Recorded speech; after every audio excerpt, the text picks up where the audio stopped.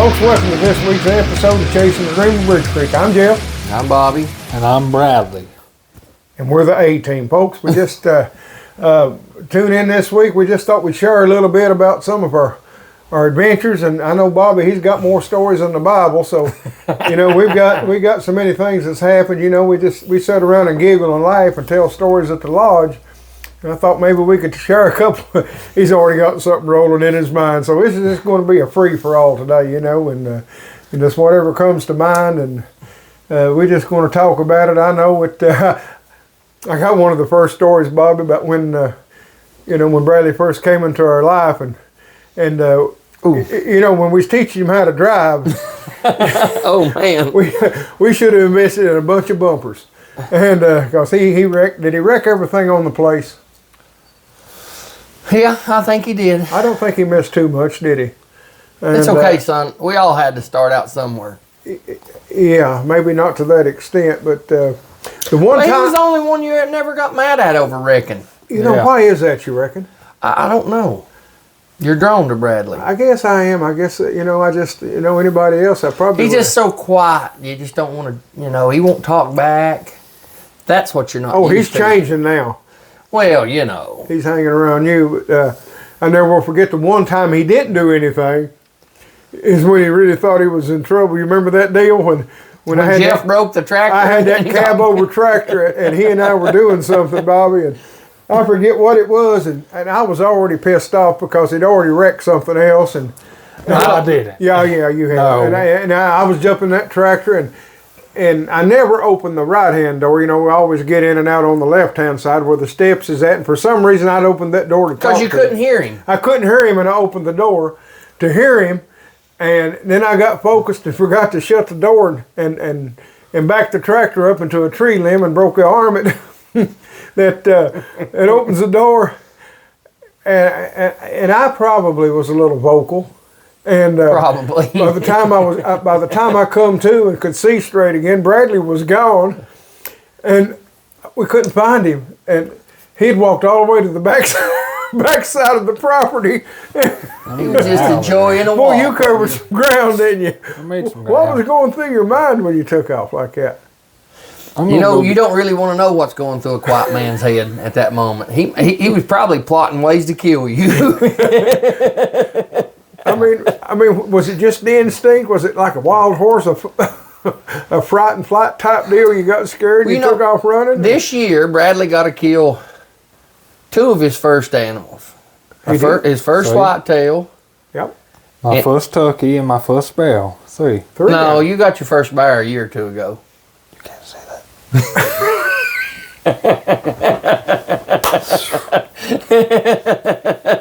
Oh, boy. Tell us about the first turkey, Bradley. I want to hear about the first bear. Calm down. Get my autographed ladle. Which one you want to know? I want to. Bobby said, "Let's go over your first turkey hunt with us." Well, the first turkey hunt. Don't start in the middle. It Tell ain't us, about the kill. tell us how your day started out. I mean, Well, I know y'all was pretty good ways away from home. Did Bobby take you and buy you breakfast or anything on the way out to the turkey woods, or he make you buy? I think so. I paid. Well, we woke up. Stop. I spent the night at his house. We drove for about an hour. Stop it. You're doing good, Bradley. Keep it up, buddy. And so we got to the woods. We walked. Jeff, what is the matter with you? You gotta let my boy go. Just block him out, Bradley. Keep going, buddy. Don't even look over there. So we decided to settle in the woods. We called for a minute. We heard some jakes or some gobblers, whichever one. So we sat there for about 2 hours, it felt like. It felt like we wasn't there that long, but go ahead. My legs were going numb.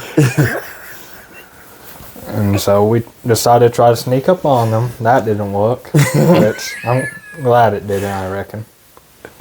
So then after that, we decided to move to another place. How did you sneak up on him? Son, he was calling. I was doing the sneak peek on them. Yeah, I told Bradley, I said, you know, they're obviously not coming to us. And I knew they were still on the roost. And I said, Bradley, see, go down there and see how close you can get. And I'll stay here and keep them gobbling. I was looking like Elmer Fudd. Oh, he was. He was right under the tree they were in. He got right under the tree they were in, but it was probably 150-foot high tree. He couldn't see him through the limb. So we tried out a different place, a wide open field, and we were sitting back in the woods, set down a turkey hen, started calling. I probably took a 30-minute nap. Yeah, he was asleep on me.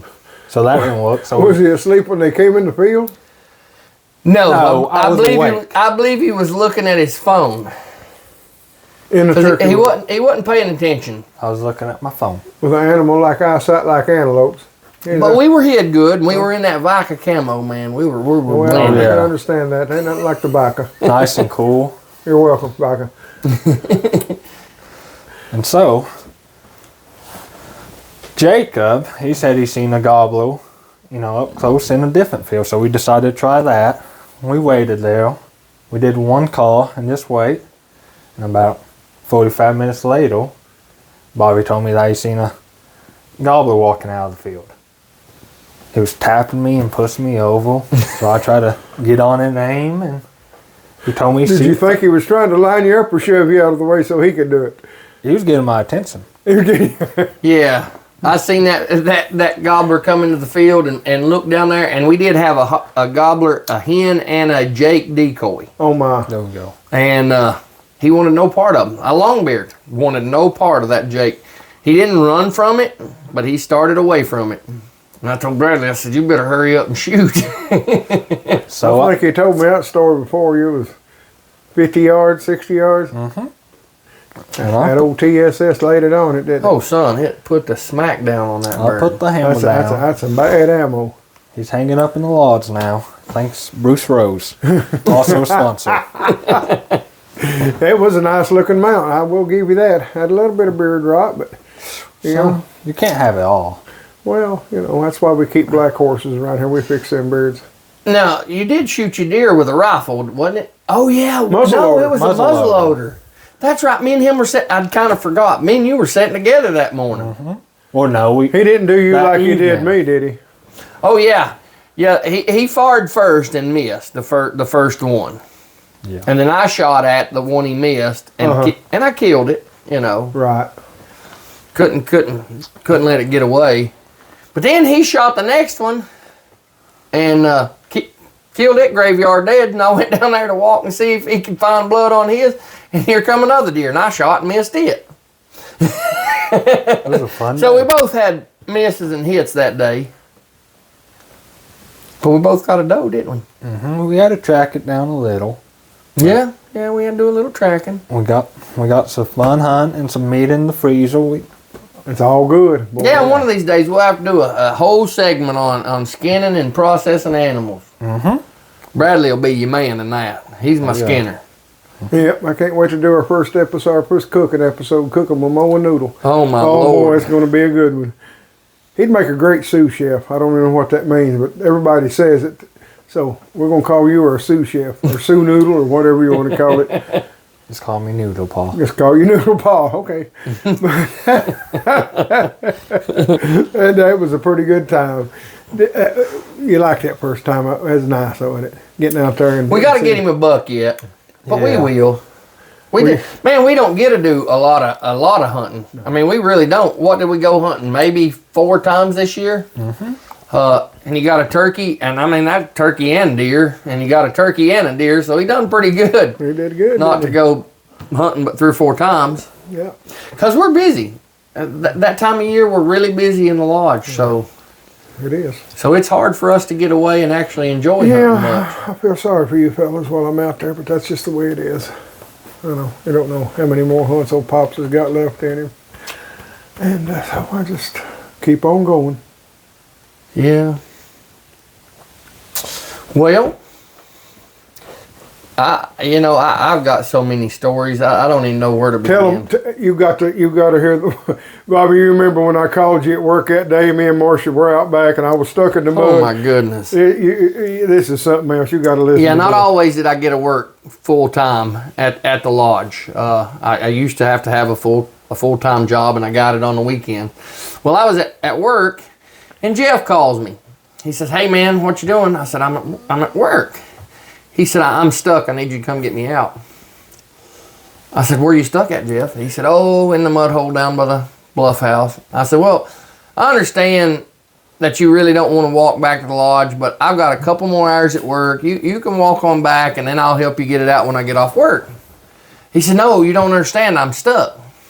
I said, "Jeff, I understand that you're stuck and you don't want to walk, but just walk back and I'll help you get out when we get done." He's like, "No, it's me. I'm stuck myself. I'm in the mud up to my knees and I can't get out." So when I quit laughing, I was like, "All right, Jeff, I'll be right there to get you out." And I did. I walked back there. Well, now you ain't telling the whole story. I got the buggy stuck. Me and the wife did, and I got out to push it out. Yeah, and I sunk up to my knees, lost my Crocs, and it's like being stuck in cement. I wasn't going nowhere.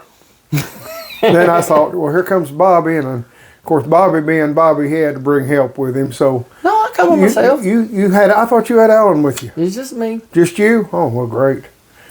Well, And that story didn't go far. I asked what I needed, if I needed a shovel to dig him out or what. He told me to go ahead and bring a shovel. He was going to bury Marcia because she was laughing. My poor little old wife. It's just one of them deals. She just shakes her head and giggles because, being married to me wasn't just a job. It was an adventure, It's just like Jordan. But we got out and we had to winch it out, and it was all said and good, but that's just one of many episodes we've had. So, well, guys, I hope y'all enjoyed hearing about Bradley's first turkey hunt, and we've enjoyed and seeing Jeff laugh till he hyperventilates. I don't know what's up with that. Do you, Bradley? I don't know. I don't know. It just brings so much joy to my heart. Well, folks, we hope you've enjoyed this show. It's been a short one, but it's been a good one, and it's been fun, and it's been real, but it ain't been real fun, Bradley. But what do you mean? No, just kidding.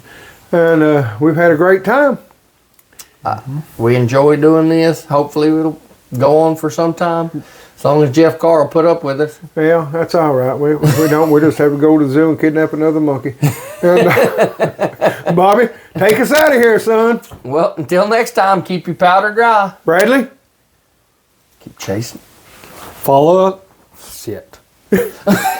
us on YouTube. Like and subscribe. Yeah. Facebook. You like us on Facebook. Like us on Facebook.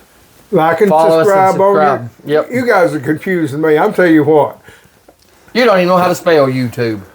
Spell YouTube. Anyway, I can't. I know. Spell iCut.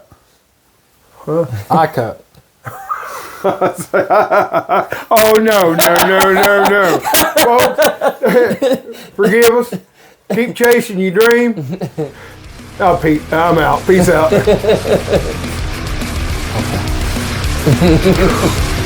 Oh my Lord, you two's killing me.